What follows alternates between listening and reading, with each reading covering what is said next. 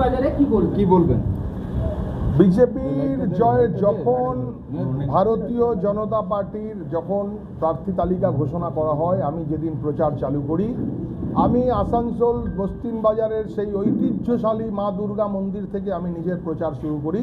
সেদিনকেও আমি মন্দির খুলিয়ে সেখানে আমি ঢুকেছিলাম, আমি সেখানে পুজো করেছিলাম। পুজো করার পর আমি সেখানে বলেছিলাম, আসানসোলের সমস্ত সনাতনী মানুষের উদ্দেশ্যে আমি জানিয়েছিলাম যে সরকারে ভারতীয় জনতা পার্টি এলে বস্তির বাজারের দুর্গা পুজো, যে নিত্য পুজো যে মন্দিরের বন্ধ হয়ে রয়েছে, যেটা একটা অশুভ সংকেত।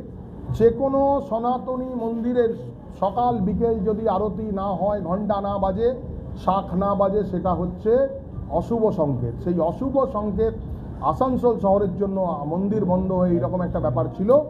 আমরা সেই মন্দিরে বলেছিলাম আমরা ইলেকশন জিতে আমরা মন্দিরে পুজো চালু করব, এবং কাল থেকে সমস্ত সনাতনীরা মিলে কালকে সেই মন্দির খুলেছে, কাল পুজো হয়েছে। আমি কালকে পৌঁছাতে পারিনি। প্রশাসনিক কর্তারা আমাদের সঙ্গে কথা বলেন এবং বলেন যে আপনি ওখানে আজকে না গেলেই ভালো। আমি বলেছিলাম যেহেতু প্রশাসনের আমরা একটা অংশ, তাই আমরা ঠিক আছে, আমি তার কথা শুনে তার সম্মান রেখে আমি কালকে যাইনি। 9 তারিখ শপথ গ্রহণের পর আমি সেইখানে যাব এবং 9 তারিখের পর থেকে ধুমধাম করে পুজো হবে। প্রতিদিনই পুজো হবে তো? বেশ কিছু ব্যবসায়ী মার্ডার হয়েছিল, সেগুলো এখনো পেন্ডিং আছে। যত পেন্ডিং তদন্ত আছে, সব পেন্ডিং তদন্ত নতুন করে চালু করা হবে এবং সত্যি প্রশাসনকে আমরা বলবো যে সত্যি যা আছে সেটাকে উদ্ঘাটন করা।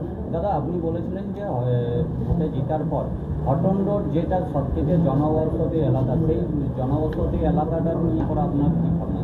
ওইখানে ট্রাফিক ম্যানেজমেন্টের একটা বিষয় আছে, প্রবল যানজটের একটা সমস্যা আসানসোল শহরে। সেই যানজট নিয়ে আমরা বসবো, শপথ গ্রহণটা হয়ে যাক, তারপর প্রশাসনের সঙ্গে বসে সব কিছু বসে কীভাবে এটাকে ঠিকঠাক করা যায় সেই বিষয়ে আমরা চিন্তাভাবনা করবো। এই জাস্ট তো এখন 24 ঘন্টা হয়নি, একটু সময় দিন, শপথ গ্রহণটা শেষ হোক, তারপর আমরা কথাবার্তা বলছি। কোনো ভয় নেই, কারুর কোনো ভয় নেই। ভারতীয় জনতা পার্টিতে কারুর কোনো ভয় নেই। যে যেভাবে আছে সে যেভাবে থাকবে, কোনো অসুবিধা নেই। কিন্তু কোনো অন্যায় জিনিসকে বরদাস্ত করা হবে না। কেউ ভুল করে কেউ পার পাবে না। কোনো অন্যায় করবে, যা এতদিন হয়ে এসছে সেই জিনিস হবে না। সাধারণ মানুষ, সাধারণ ব্যবসায়ী, কারুর কোনো প্রবলেম নেই, কোনো অসুবিধা নেই।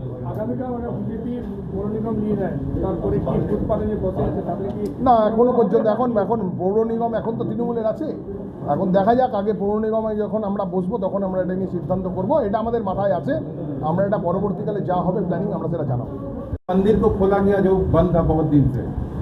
नहीं, बस्तीन बाजार का जो मंदिर है, ये मंदिर एक सनातन धर्म में जो मंदिर रहता है उसमें शाम को और सुबह पूजा पाठ किया जाता है। ये सनातन धर्म का नियम है।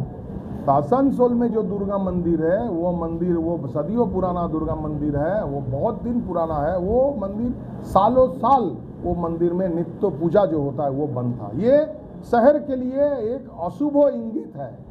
और मैं वो दुर्गा मंदिर से अपना निर्वाचनी प्रचार शुरू किया और मैं वहाँ खड़ा होकर बताया, सरकार अगर भारतीय जनता पार्टी का बनता है तो आसनसोल में दुर्गा मंदिर खुलेगा, वो नित्य पूजा हुआ चालू होगा।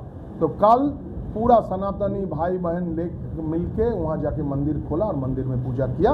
कल कोई कारण मैं पहुँचने नहीं सका, प्रशासन हमको रिक्वेस्ट किया जे अगर आप नहीं पहुंचते हैं तो थोड़ा ठीक रहेगा। तो हम बोले ठीक है, आफ्टर 9 शपथ ग्रहण का बाद हम वहाँ जाके वहाँ पूजा करेंगे।